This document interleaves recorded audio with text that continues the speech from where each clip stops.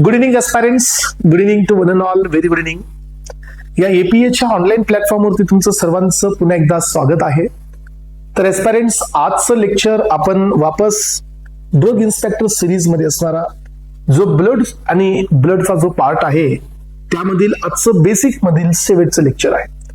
आजच्या लेक्चर मध्ये आपण पाहतोय की haemoglobin. So before starting to the platelets, haemoglobin यामध्ये असणारं कॉम्पोनंट एकदम छोट्या आणि स्मॉल कॉन्सेप्ट मध्ये. तर एस्पायरंट्स, आता आपण सुरुवात करूया या सेशनची. आणि या सेशन मध्ये पहिला बीट आहे की हिमोग्लोबिन हा काय आहे. सो हिमोग्लोबिन हा कुठे प्रेझेंट असतो आपल्याला सर्वांना माहिती आहे की हा आरबीसी मध्ये असतो. आरबीसी मध्ये याचं काम असतं सो ऑक्सिजनला कॅरी करणं. आणि यामध्ये दोन कॉम्पोनंट असतात, एक असतो हिम, तर सेकंड कॉम्पोनंट असतो दॅट इज ग्लोबिन. आणि तेच हे बेसिक इथं दिलेलं आहे.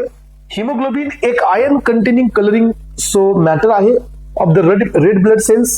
So this is the chromoprotein forming 95% dry weight of the RBC. याचा अर्थ काय की हा एक कलरफुल पिगमेंट आहे.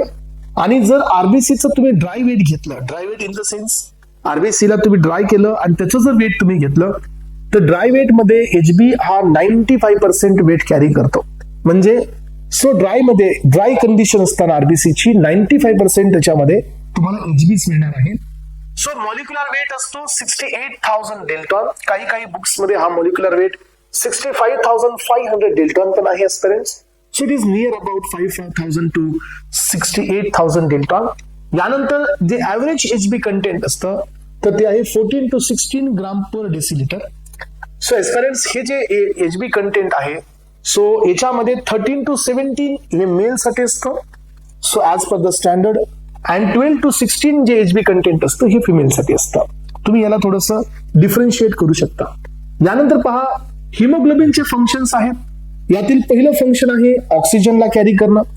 सेकंड फंक्शन आहे कार्बन डायऑक्साईडला लंग्स कडे वापस कॅरी करणं.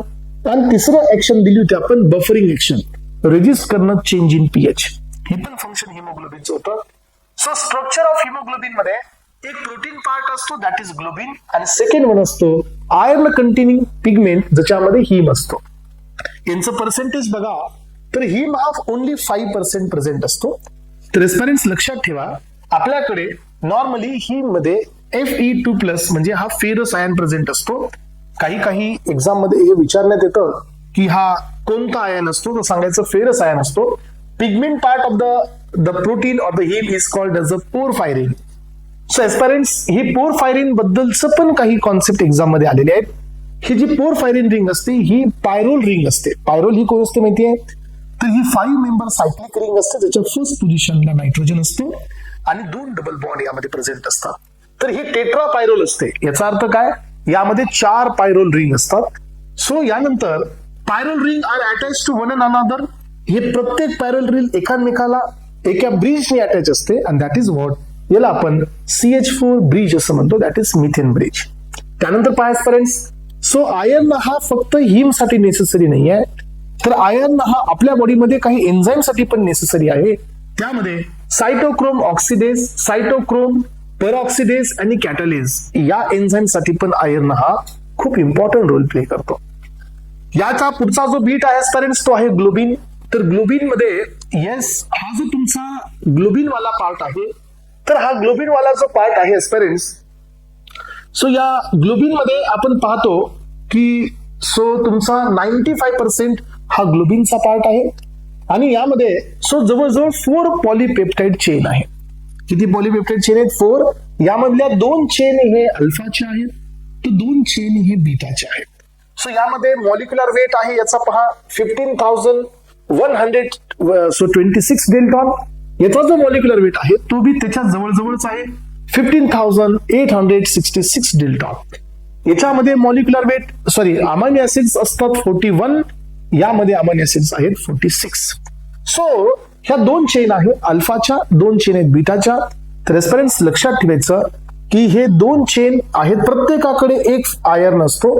तर हिमोग्लोबिन मध्ये 4 ग्लोबिनच्या चेन आहेत, प्रत्येकाकडे एक फेरस असतो. याचा अर्थ हिमोग्लोबिन ग्लोबिन प्लस हिम याचं कॉम्बिनेशन आहे. यानंतर एस्पिरंट्स, हिमोग्लोबिन सो हे आपला पार्ट इथं कम्प्लीट झालेला आहे. यानंतरचा अजून एक पॅरामीटर आता आपण आरबीसी बद्दलचा पाहतोय आणि हा पॅरामीटर एक्झामला विचारला जाऊ शकतो. That is called erythrocyte sedimentation rate. तर एस्पिरंट्स सेडिमेंटेशन काय असतं? तर सेडिमेंटेशन ही एक सेटलिंग फिनॉमिना असतो ज्याच्यामध्ये एखादं पार्टिकल ज्यावेळेला सस्पेंडेड स्टेट मध्ये असतं, it is just like a suspension, solid plus liquid. So ते सॉलिड जे असतं due to the difference in the viscosity, due to the difference in the density, so ते particle upon the gravitational force हे settle down होतं आणि याला आपण sedimentation असं म्हणतो. फार्मास्युटिक्स मध्ये हा एक इम्पॉर्टंट लॉ आहे आणि हा लॉ स्टोक्स लॉ म्हणून ओळखला जातो. याला आपण रेट ऑफ सेडिमेंटेशन लॉ असं म्हणतो, जो की सस्पेन्शन साठी ऍप्लिकेबल असतो. तर इथं आपण आरबीसीचं सेटलिंग का पाहतोय माहितीये तुम्हाला एक्सपिरियन्स? कारण आरबीसी ज्या वेळेला वॉटरला इंटेक करतील आणि ज्यावेळेला आरबीसीची स्वेलिंग होईल त्यावेळेला आरबीसीचा व्हॉल्यूम वाढेल, आरबीसीची डेन्सिटी वाढेल आणि त्याचा सेडिमेंटेशन रेट वाढेल. याचा अर्थ ही कंडिशन कधी आपल्याला पाहायला मिळते? ज्या वेळेला आपण एखाद्या फिजिओलॉजिकल इल या कंडिशन पासून सफर करू त्यावेळेला. त्यामुळे एखादं इन्फेक्शन असेल, फॉर एक्झाम्पल कॅन्सर असेल, फॉर एक्झाम्पल रुमॅटॉइड आर्थरायटिस असेल, तर त्या केसमध्ये आपला आरबीसी स्वेल होतो. सो मॅक्रोसायटिक अॅनिमिया होतो आणि हा ओळखण्यासाठी आपण हे ईएसआर करतो, that is erythrocyte sedimentation rate, ज्याच्यामध्ये आरबीसी हे सेटल होतात, आरबीसी हे डाऊनला येतात आणि आरबीसी हे सेटल झाले आणि हा जर रेट जर नॉर्मल पेक्षा जास्त गेला याचा अर्थ आपल्या बॉडीमध्ये काही इन्फेक्शन आहे. हे असं ओळखण्यासाठी हा रेट कॅल्क्युलेट केला जातो. So erythrocyte sedimentation rate, the rate at which the erythrocyte settle down. कारण इरिथ्रोसाइट कडे इम्पॉर्टंट प्रॉपर्टी असते, that is what the suspension stability आहे, त्यामुळे हे सेटल डाऊन बी होतात. आणि द ईएसआर सेडिमेंटेशन रेट हा जो रेट आहे सो याला बायर्निकी रिॲक्शन असंही म्हणलं जातं, बिकॉज ही जी ईएसआर आहे सो या सायंटिस्टने एडमंड बायर्निकी या सायंटिस्टने हे ईएसआर सर्वात पहिल्यांदा डिस्कवर केला, डेमॉन्स्ट्रेट केला, त्यामुळे याला सेकंड नेम देण्यात आलेला आहे पेरेंट्स. याच्यासोबत हे जो ईएसआर आहे हा ईएसआर दोन मेथडनी इथं डिटरमाइन केला जातो आणि या मेथड्स आपल्या एक्झाम साठी इम्पॉर्टंट आहेत. फर्स्ट मेथड आहे parents so western green method आणि सेकंड मेथड असते विंट्रोब मेथड. या मेथडमध्ये वेस्टर्न ग्रीन मेथडमध्ये मेलचा जो सेडिमेंटेशन रेट आहे तर तो आहे 3 to 7 mm in 1 hour. Female मध्ये जो सेडिमेंटेशन रेट असतो that is 5 to 9 mm so 1 hour. त्यानंतर पहा ही थिकनेस आहे, एमएम स्टँड फॉर थिकनेस, लक्षात ठेवा. थिकनेस म्हणजे त्याचं सेडिमेंटेशन होऊन त्याचं खाली किती फ्लक्स तयार झाले त्याची जी थिकनेस असते याच्यावर आपण याचं कॅल्क्युलेशन करत असतो.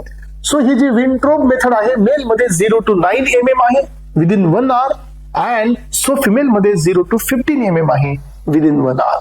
तर हे नॉर्मल व्हॅल्यूज आहेत पेरेंट्स. यामध्ये आपण हे पाहतो की हा ईएसआर कधी इन्क्रीज होतो. सो ज्या वेळेला ट्युबरक्युलोसिस असतो, ज्या वेळेला अॅनिमिया होतो, पण एक्सेप्ट सिकल सेल अॅनिमिया. कारण तुम्हाला माहिती आहे सिकल सेल अॅनिमिया मध्ये जो आरबीसीचा शेप असतो तो हाफ मून शेप्ड होतो. याचा अर्थ सेडिमेंटेशन रेट हा डिक्रीज व्हायला पाहिजे, त्यामुळे हा इन्क्रीजच्या केसमध्ये सिकल सेल अॅनिमिया कधीच नसतो. सो मॅलिग्नंट ट्युमर आहे आणि पेरेंट्स इम्पॉर्टंट आहे हे auto immune disorder that is rheumatoid arthritis, यांच्यामध्ये हा रेट इन्क्रीज होत असतो.